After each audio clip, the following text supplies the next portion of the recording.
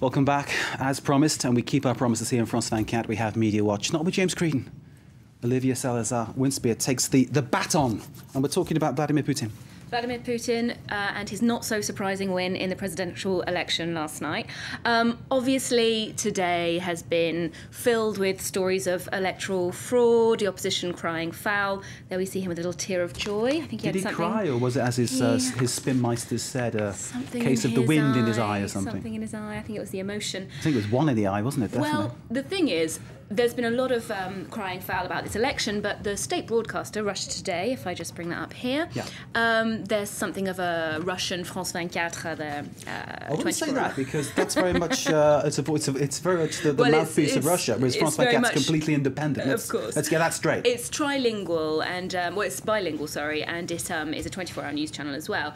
They say these elections were the most transparent so far in Russia's history because they had webcams in every polling station.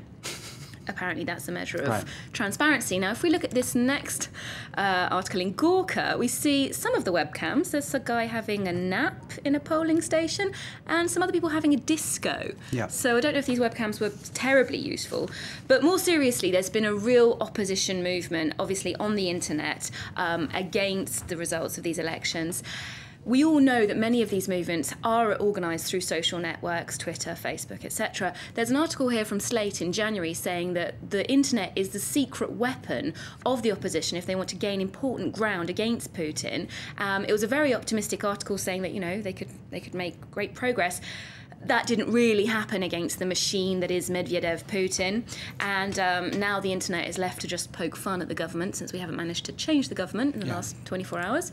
We've got a pretty gory cartoon there of Assad, first head of state, to congratulate Putin, handing him a bouquet that's a little bit bloodied with his people. Then we've got a few more satirical tweets. This one says, Putin did particularly well among voters who describe themselves as not wanting to be imprisoned. Another guy says, 12 out of 10 Russians voted for Vladimir Putin. So, today... that's not exactly buzz. Prince Charles, it's someone under his name, isn't it? I think that's definitely a fake Twitter account. Which is quite funny, I suppose. It's not a verified one. It's the mood on the internet today has been really very satirical in light of this victory. And my favourite, I must say, is the Simpsons spoof. They did a time-lapse video of 12 years of Vladimir Putin in power, and his face doesn't change. Things come and go. Medvedev grows up and comes in and out of the picture, but he just carries on ruling the country. Perhaps we can take a look at that now.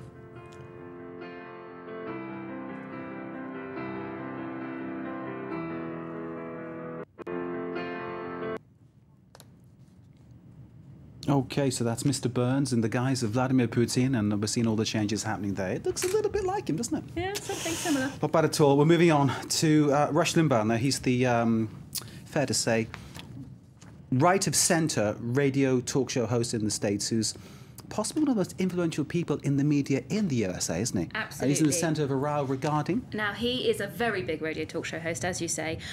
He's in the centre of a row regarding a young political campaigner who last week he called a slut and a prostitute. Why? Now, this is a young lady who has been in a public debate about the availability of contraception as part of a public health care provision in the US. She says it should be available as health insurance. He says no, it shouldn't, and that by funding healthcare, he'd be ostensibly funding her sex life as a young student, so he's very anti.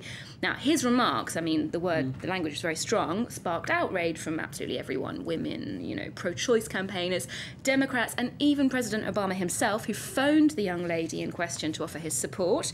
Now, Rush Limbaugh does have form in insulting people. I'm just going to show you here. In 1992, he called Chelsea Clinton the White House dog. Right. He doesn't have any qualms about, you know, going straight out.